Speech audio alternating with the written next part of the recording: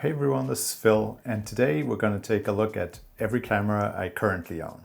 And I say currently because, like many of you, I have a gear acquisition syndrome addiction, so the gear that I own changes pretty much weekly, so this is what I have right now, and we're going to go from the smallest camera to the largest I own.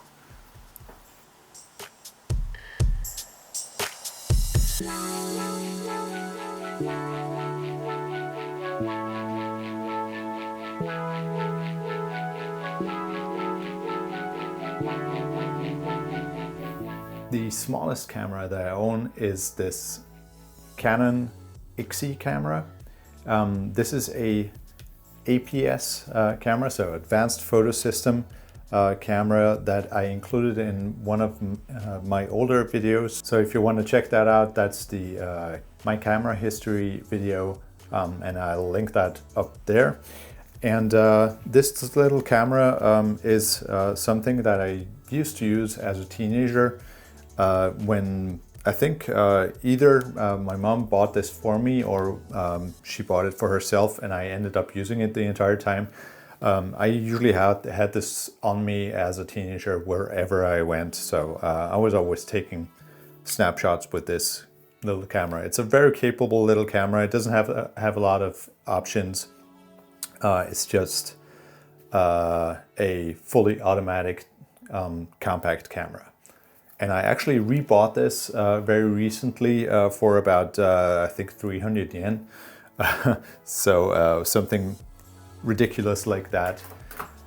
And it ended up working really well. So I actually have a new one, a really little used one, and that's working great and still takes good pictures. The second smallest camera that I own is the Olympus XA. And this has been kind of my daily driver when it comes to 35mm cameras, because it's just so compact. It takes extremely sharp and nice images. I really like the color rendering of this camera. And of course, functionally, because this camera has aperture priority mode, it is much more suited to the kind of style that I usually shoot in than many other compact cameras. So this is kind of my favorite compact camera at this time.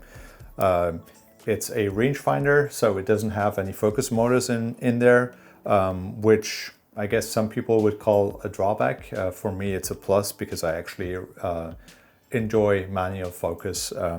So this is a really fun camera to use. It takes great pictures, and the design has actually grown on me quite a bit. When I first saw this, I thought it looked kind of outdated. I didn't like it very much, but once I got mine and I actually had it in my hands, I learned to appreciate it very quickly. So very recommended camera. I really like this. The third camera, and you might be surprised that this is actually, for me, bigger than the Olympus XA, is the Fuji Tiara. This is a metal body, I think it's aluminum bodied compact camera. Very compact, but I call it less compact than the XA because while they're pretty much the same thickness if you include the lens, the XA has these rounded corners with the little bulge for the lens, and ultimately it feels a little smaller because of that. Otherwise they're pretty much the same dimensions, so very similar size. Very similar capabilities as well. However, this is fully automatic, so it autofocuses. It has a built-in flash, while the XA has a attachable flash that is separate. And it actually does have some manual capability, so you can actually set the focus distance yourself. But you don't get any indication on whether it's correct or not. So most of the time I prefer using the XA versus this one.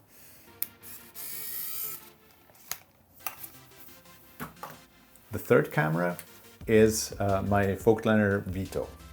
And I made a whole video about this camera that I'm gonna put a card up there.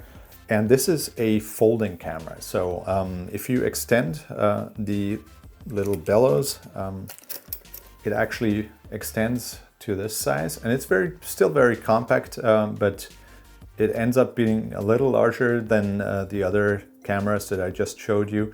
It is fully manual. It does not have anything automated in there. There's no light meter, and there is not even a rangefinder or distance meter. So you have to do everything manually. I usually use a external rangefinder that I just stick on the top here. And if you want to find out more about that, check out my old video about this camera.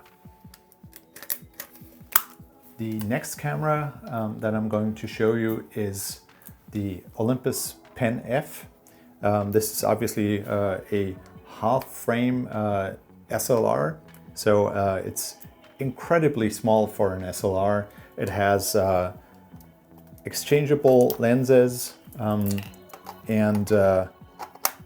has an inbuilt rangefinder, but this model does not come with a inbuilt light meter. So there's other models that came after it that do have a light meter built in, but this model does not have that, but it looks a lot cooler because it has a Gothic F on there, and it's a very, very pretty stylish camera. So I really enjoy the design on this camera, and it's very easy to use, and it's very compact for what it is, and comes with great lenses as well. Of course, you do have that little drawback that it's only a half frame of a 35mm film photo. So it does have a little more grain, a little less detail captured on the film, but in return for that, you get double the number of frames. So it's a little of a pros and cons thing, and you have to judge whether you can live with the loss of quality in exchange for the additional frames that you're gonna get. The next one is another one of my favorite cameras. This is the first 35mm camera that I got after starting film again, and this is the Olympus 35DC.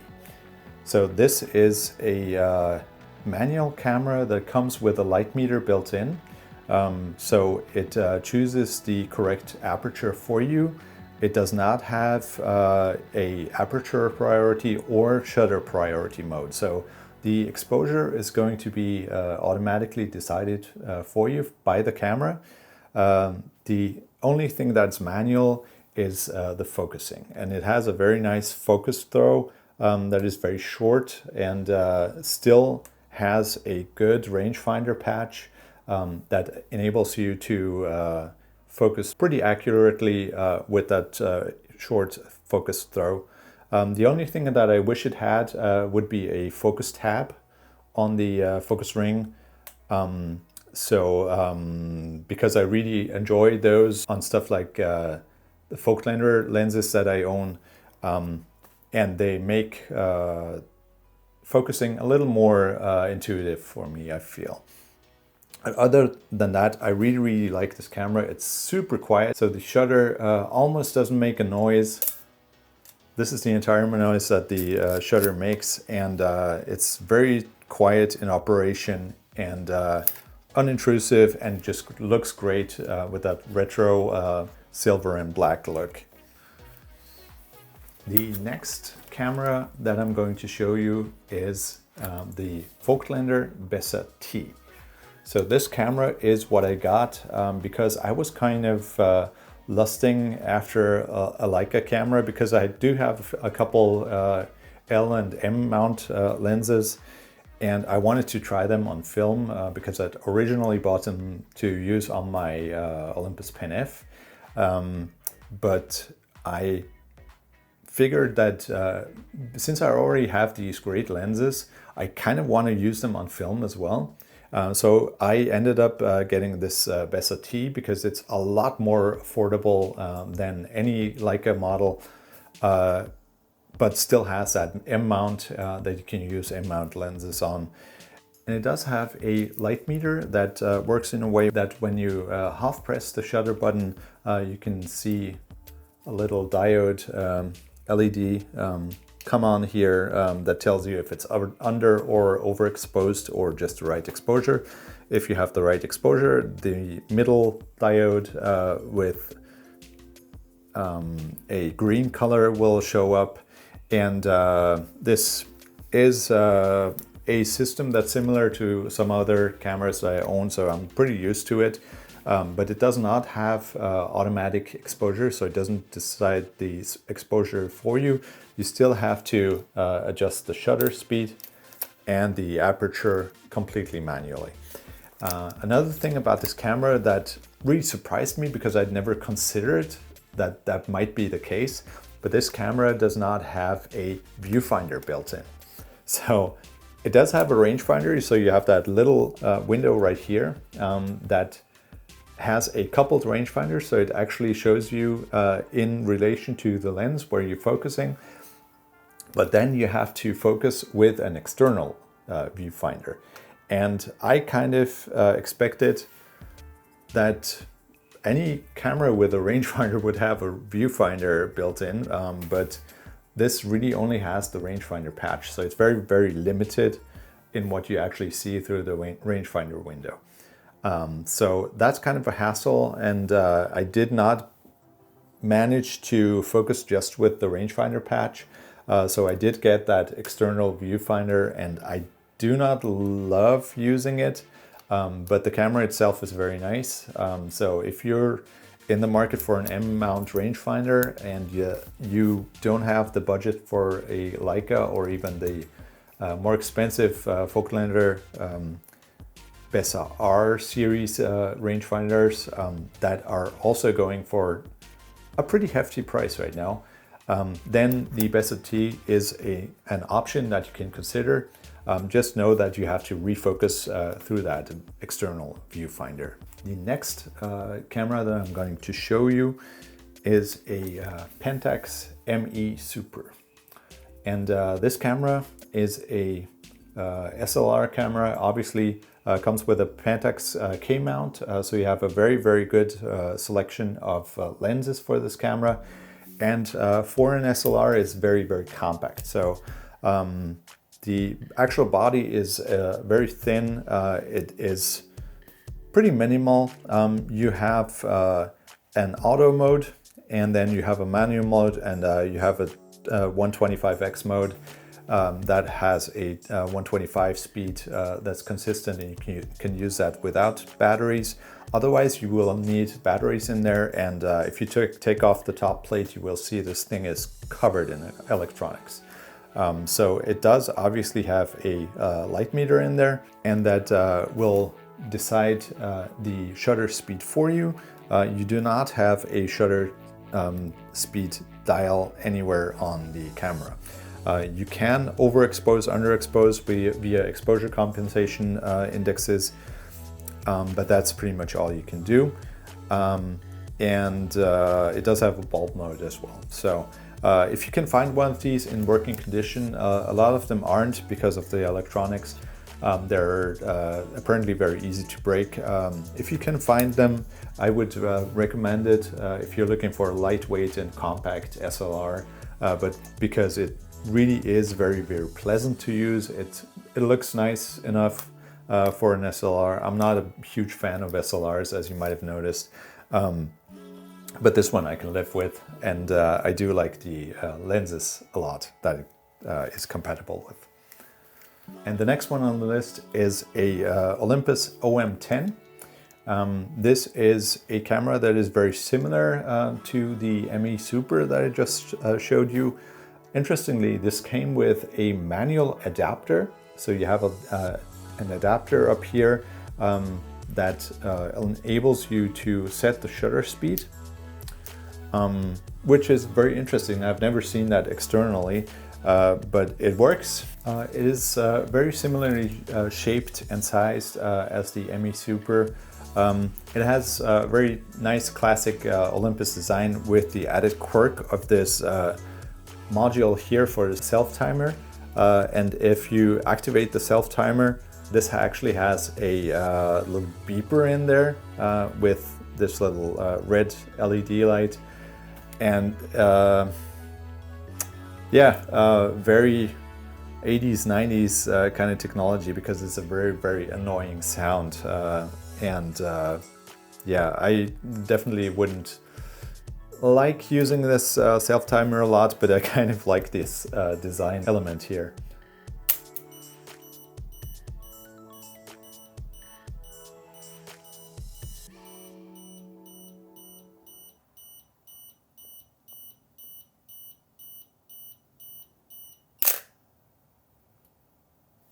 And the final SLR that I'm going to have is a Olympus OM-1. So obviously this is a legendary design. I went with the all black one for this one, although I generally prefer the black and silver ones. But this one, it just looks very classic and nice. And it's one of those iconic models of Olympus history. So this is obviously all mechanical and all manual, and doesn't have a lot of options, but it has a great lens selection. The Olympus Zuiko lenses are obviously famous. This does have a light meter built in, obviously because it's kind of old. It's not in the best shape, but it's a nice camera, and I do like using it, but I do prefer the ME Super or the OM-10 personally, because they're a little sleeker looking, and it is slightly heavier than the OM-10. But otherwise, yeah, it's a nicely built camera. Sometimes it hangs on me, so it's not in the best condition, but it's a nice option and a piece of history as well, so one to consider. So that was the last of my 35mm SLR cameras, and if you're thinking we're going to go straight into medium format territory here, you are wrong. So I do have this one automatic compact camera that is actually bigger than most of the SLRs that I own, and that is the Konica Genbakantoku. So you might have seen this in one of my other videos. I made a video review about this a while back, and this is a rugged camera that was designed to be used on construction sites. So it's practically indestructible. You can chuck it around across the room and not break it, and it's water resistant as well. Apparently you can submerge it up to a meter, but obviously after the years this has been around, I wouldn't risk it, to be honest. But yeah, it's a fun camera to use. It has very, very quick autofocus, which I like, but not a lot of customizability or other options that you might be looking for. So yeah, I mostly got this because of the look. This is one of the few cameras that I've seen that come in orange, and I got a delightfully beat up and dirtied camera that was actually used on a construction site, I imagine, and it looks fun. I don't use it as much as you might think, but yeah, it's a nice option that I'm going to keep around just because I like the looks of it so much. And now we're in medium format. So the first medium format camera, the smallest medium format camera that I own, is the Bessa RF. So this is a Voigtlander camera from the 1930s. And just like the Vito that I showed you just a few moments ago, this is a folder camera. So if you hit this little button on the bottom, it opens, and yeah, extends that bellows here, and everything else, so the aperture as well as the shutter is contained in this little ring here. This is a contour shutter, and I've done a couple of videos on this camera, so I made a comparison with a more modern camera. I did a video about the camera itself, a little review video, and I did a video on servicing the shutter as well. So if you're interested in this camera, please check those out. This is one of my favorite cameras. It's the first medium format camera that I bought, and I still use it quite a bit because it's just so compact and very, very lightweight, and looks great to boot. So one of my favorite cameras. Another camera that has gotten a lot of use from me lately is the Fuji GS645. This is another medium format camera, 645 as compared to the Bessa's 6:9. So it only has half of the image area, but it is a very, very compact camera. It has a built-in light meter that again uses that plus minus, so overexposed, underexposed system. And then you have to do the actual settings yourself. How it works is that you open this up, and there's again a bellows inside. So once opened up, it comes to a more like standard medium format camera size. And you have the aperture here, the shutter speeds on this front ring, and then your focus throw is the third ring of the lens element. So everything is again contained in this lens element. The shutter is in here as well, and it has electronics in there to control both the shutter and the exposure meter, obviously. It works really well. It has a great lens, and it's super compact to bring with you. So it's one of my favorite kind of walkabout cameras, and obviously it fits in any bag, and it's a very nice camera to have with you. Moving into territory of what I would consider a large camera for medium format is my Mamiya 7. And obviously this is a very well-known camera nowadays, especially on film photography, YouTube. This camera has a great lens selection, which is one of the things that it's known for. It has a comparably small compact body if you compare it to other 6x7 cameras.